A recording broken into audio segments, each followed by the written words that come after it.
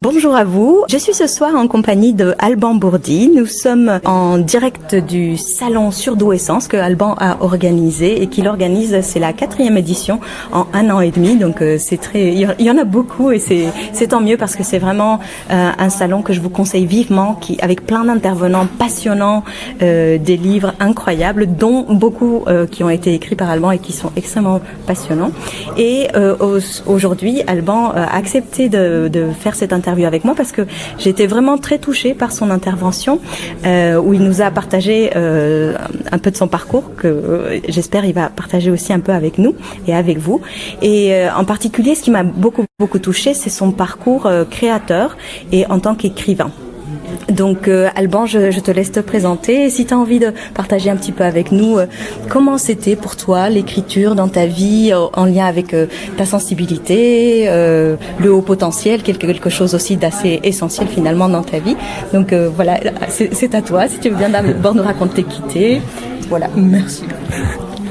Oui, alors qui je suis, je m'appelle Alban Bourdi, donc voilà, j'ai été diagnostiqué surdoué quand j'avais 5 ans. Et mon rapport à l'écriture, en fait, il a toujours été... d'abord, il vient d'une énigme, c'est qu'au départ, je sais pas comment j'ai appris à écrire. Je me suis retrouvé... j'avais aussi appris à lire comme ça, sans apprendre. Mais lire, je me l'explique mieux, parce que je me dis, on s'imprègne des textes qu'on voit. On voit nos parents, notre entourage lire des textes, on regarde avec eux. Donc, je comprends mieux comment j'ai appris à lire, je comprends moins bien comment j'ai appris à écrire. Et j'ai un souvenir très ancien, les premiers souvenirs d'écriture que j'ai, où en fait, on nous faisait faire la sieste l'après-midi à l'école maternelle. Et avec le bout de mon ongle, j'écrivais sur le sac de couchage en fait, et c'était dans la pénombre parce qu'on nous mettait le noir pour nous faire dormir et qu'on pense pas à autre chose, qu'on s'endorme bien, qu'on soit sage. Et bon, j'écrivais des dialogues, j'imaginais des dialogues, alors j'écrivais quelque chose puis quelque chose qui répondait, ou alors je racontais une histoire, ou voilà. Enfin, j'avais toujours cette idée de tracer des mots. C'était comme si c'est comme si le langage chez moi c'était vraiment le matériel, hein, et vraiment dans l'écriture, pas dans l'oral, parce que dans l'oral, au contraire, avec l'émotivité, souvent j'étais plutôt coincé à m'exprimer bien les émotions et tout ça de manière orale, mais toujours dans l'écriture, et comme si mettre des mots, esquisser des mots, mais vraiment les esquisser avec la main, c'était très... Maintenant j'ai perdu un petit peu parce que je tape sur clavier, et des fois je regrette un petit peu parce que avant j'avais vraiment ce rapport à l'écriture où j'écrivais tous les jours beaucoup et j'écrivais avec mes mains, quoi. Donc c'était un autre rapport, mais donc j'avais toujours cette idée d'écrire et toujours ce truc en plus que ce que je voulais dire, ce que j'avais envie de dire, que ça soit vraiment pour exprimer une émotion ou même pour une discussion, hein, pour faire avancer une discussion comme ça, j'ai toujours l'impression que c'était toujours à l'écrit que ça allait être le plus juste. Donc toujours se cultiver d'écrit, donc même en temps réel comme ça, quand quelqu'un me parlait, je trouvais pas tout de suite le bon truc à dire, alors je prenais un stylo après et je l'écrivais, et donc je passais un peu pour un fou à faire ça, mais voilà. Et donc après, j'ai toujours exprimé après la créativité. C'est dans l'écriture, je trouvais une liberté incroyable. Et j'avais toujours du mal avec le cadre, j'avais toujours du mal à m'adapter à tous les cadres. Hein, c'est ce que j'en parle assez souvent. Et dans l'écriture, j'ai l'impression de m'affranchir en fait des cadres, parce que dans l'écriture, c'était moi qui délimitais vraiment l'espace dans lequel on parlait, qui créait les choses et qui mettait comme je les imaginais, comme je les ressentais. Il y avait plus de limites. C'est un peu comme quand on écrit, et c'est limité. Ouais. Et donc ça, pour moi, c'était vraiment ce que je recherchais. Je recherchais vraiment le monde de l'écriture pour ça, et c'est encore ce que je trouve le mieux, parce que je trouve que sinon on est toujours dépendant d'un contexte, d'un cadre et tout ça, et que quand on écrit, on se crée le contexte, on se crée le cadre, et les mots, avec les mots, on peut tellement créer de choses différentes que ça paraît presque infini, même si bon, ça reste, les mots sont limités, il y en a pas une infinité, mais ça paraît quand même. Oui.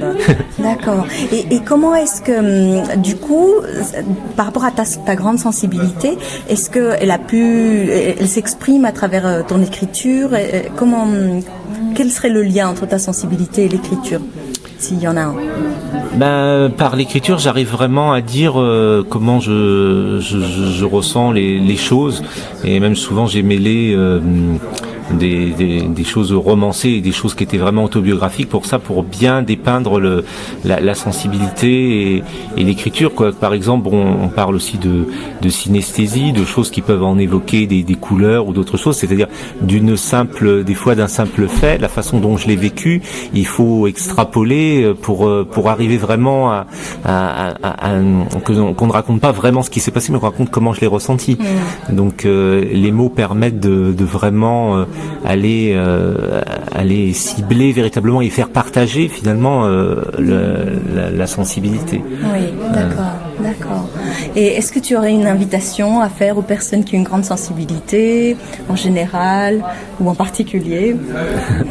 Invitation à écrire, à s'exprimer, je sais pas, enfin après chacun fait comment il le sent, hein. Ça peut être il y a toutes sortes d'autres arts, je pense, c'est vrai que moi c'est plus l'écriture parce que j'ai une facilité avec l'écriture, j'en ai beaucoup moins avec le dessin, la peinture, la sculpture ou des choses comme ça. Après c'est chacun peu selon sa sensibilité, mais on me semble quand même encore plus libre quelque part, mais enfin c'est peut-être subjectif aussi, c'est moi qui le vis comme ça, mais ça me semble encore plus infini et libre de le faire par l'écriture. D'accord, ok.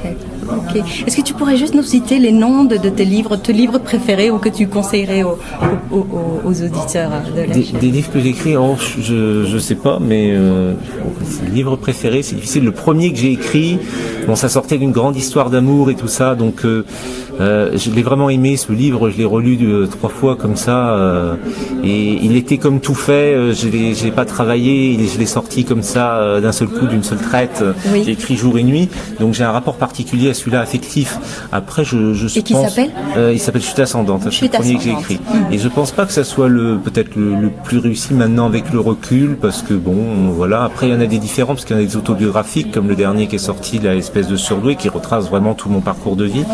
Donc on peut pas vraiment comparer les romans avec les récits autobiographiques. Et puis il y a le dernier que j'ai écrit, qui était adressé à un jeune public, mais ça c'était une suggestion en fait de mon éditrice qui m'a suggéré d'écrire un livre pour les jeunes zèbres, comme ce que j'aurais voulu qu'on me dise à moi quand j'avais entre 8 et 12 ans, on va dire, mais ça peut déborder la fourchette, mais voilà, ça c'est donc Lettre à un jeune zèbre, et c'est autre chose après, c'est autre chose qu'un roman encore, et autre chose qu'une autobiographie, donc un rapport encore différent.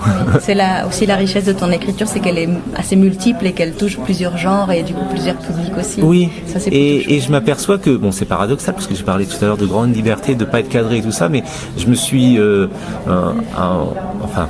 j'ai écrit un conte de Noël, une romance de Noël, là comme ça récemment, et finalement j'ai pris beaucoup de plaisir à l'écrire, alors que c'était assez cadré, un livre de genre et tout ça, et finalement et je me suis dit que dans ce cadre j'étais arrivé peut-être à trouver une écriture qui me plaise encore davantage, avec un cadre plus limité autour. Donc c'est intéressant.